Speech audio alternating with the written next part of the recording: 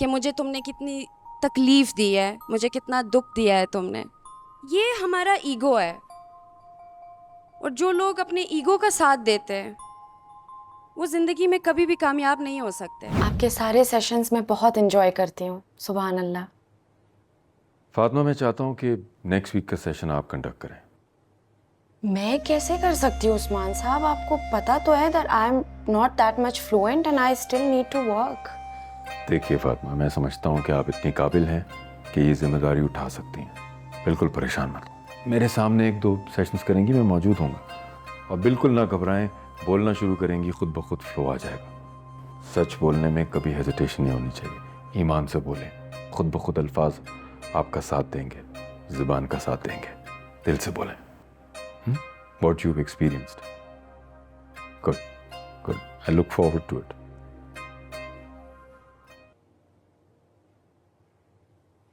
عثمان صاحب, آپ نے مجھ پہ بہت بڑی ذمہ داری ڈال دی ہے. میں کیسے اس کو اٹھانے کے قابل ہوں؟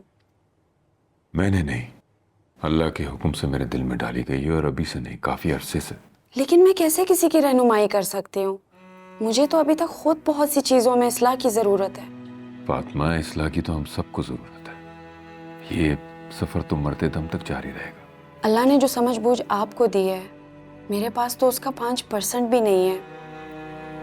میں کیسے آپ کی جگہ لے سکتی ہوں؟ اور مجھ سے پہلے آپ کے اور بھی بہت سے شاگرد ہیں جو مجھ سے کہیں زیادہ علم رکھتے ہیں. آپ ان کو کیوں نہیں؟ دیکھو فاطمہ, علم تو شیطان کے پاس بھی تھا, مگر وہ اس پہ عمل نہیں کر سکا. تم سمجھ رہے ہو نا میری بات؟ چاہے 4 حرف سیکھیں, لیکن اس پہ عمل تو کریں. اگر عمل نہیں کر سکتے, جو بھی سیکھا سکھایا ہے, اگر وہ ہمارے کام نہیں آ رہا, کسی اور کے کام کیسے آئے گا؟ اور ویسے بھی اللہ کی مخلوق کی خدمت کرنے کے لیے علم کی نہیں, جذبے کی ضرورت ہوتی ہے. اور دوسروں کا درد محسوس کرنے کی صلاحیت اللہ کی بہت بڑی نعمت ہے. اس دور میں جہاں اپنے اپنوں کو مار رہے ہیں, کسی غیر کے بھی دل سے نکلے 2 ہمدردی کے بول زندگی بھر کی غم کی تھکاوٹ کو مٹا سکتے ہیں. تم بالکل فکر مت کرو, اللہ تمہارے ساتھ ہے. اس کام کے لیے وقت نکالو. وقت تو اب سارا ہی اللہ تعالیٰ کی راہ میں وقف ہے عثمان صاحب. نہیں, ایسا نہیں ہے. بیلنس کرو دین اور دنیا میں. اور اگر دنیاوی معاملات دین کے مطابق کیے جائیں تو یہ اپنے آپ میں ایک عبادت ہے. الگ سے خود کو تھکانا نہیں پڑتا. صحیح فرمایا آپ نے. ہاں, لیکن شوہر سے اجازت لینا ضروری ہے. تم عمار سے ایک دفعہ ڈسکس کر لو, اگر اسے کوئی اعتراض نہیں ہے تو بسم اللہ کرو. وہ ایکچولی عثمان صاحب, عمار نے فی الحال کے لیے مجھ سے اسپیس لے لی ہے, تو ہم ابھی اپنے اپنے گھروں میں رہ رہے ہیں. کیا کہہ رہی ہو؟ کھل کے بتاؤ مجھے. فی الحال میں عمار سے دور اپنے گھر میں رہ رہی ہوں, اور کوشش یہی کر رہی ہوں کہ جلد از جلد یہ دوری ختم ہو جائے. اللہ نے مشکل کے ساتھ آسانی بھی رکھی ہے. تم ہمت مت ہارنا, اللہ پہ یقین رکھو, اور گھر جا کے اس مشکل وقت میں اپنے شوہر کا ساتھ دو. اور جب بھی نماز پڑھو تو اپنے سسرال, اپنے شوہر کے لیے, اپنے گھر کے لیے دعا مانگو کہ اللہ تعالیٰ تمہارے لیے آسانیاں کرے, اور جو بھی مس انڈرسٹینڈنگز ان کو دور کرے, اور تمہارے گھر میں پھر سے رحمتیں اور برکتیں ہوں.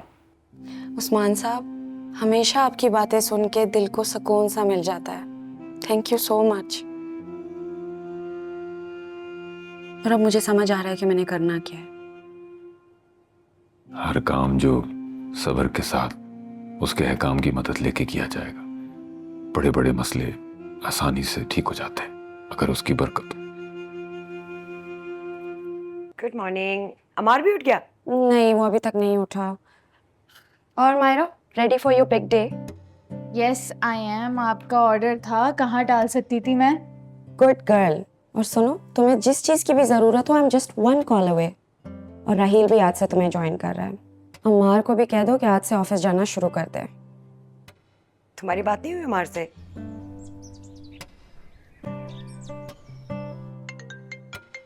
Excuse me. السلام علیکم عثمان صاحب. وعلیکم السلام فاطمہ, کیسی ہو؟ گھر پر ہو؟ جی, میں اپنے گھر میں ہوں. ماشاء اللہ ماشاء اللہ, خوش رہو.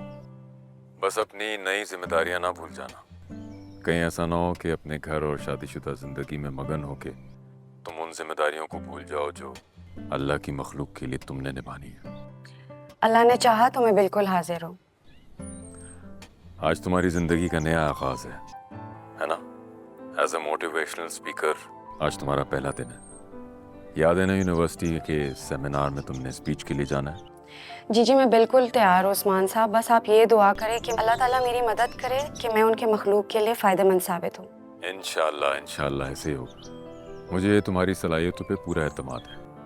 तुम में आखिर कुछ तो है ना जो अल्लाह ने तुम्हें अपने काम के लिए चुना है। So best of luck miss Fatima Fang. अब फिर मैं लेक्चर तुम्हारा यूट्यूब पे देख लूँगा, है ना? आपकी तो आज फ्लाइट थी ना? हाँ, अभी 3-4 घंटे हैं फ्लाइट में। ओके, ख्याल से जाए। Have a safe flight. Thank you. तुम भी अपना ख्याल रखना। खुश रहो, आबाद रहो। खुदा हाफिज। कौन था बेटा? उस्मान साहब मेरे मेंटर जो थे, आपको बताया था। ये लो, तुम भी नाश्ता करके जाना। हाँ, ज़रूर।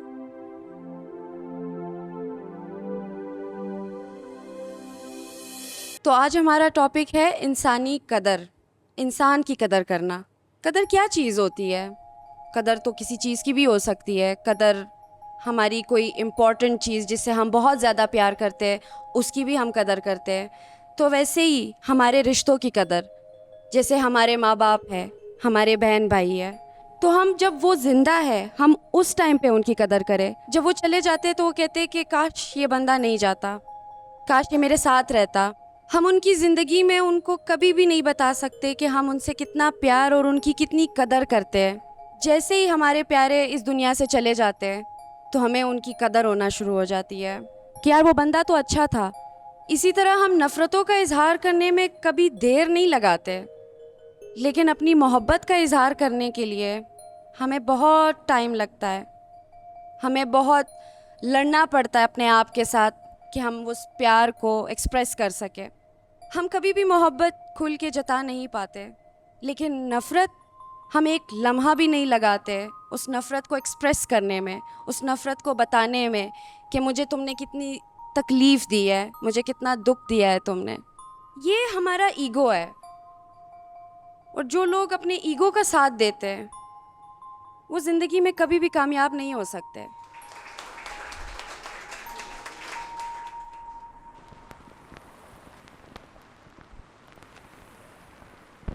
Alright listeners, once again welcome back to our live broadcast.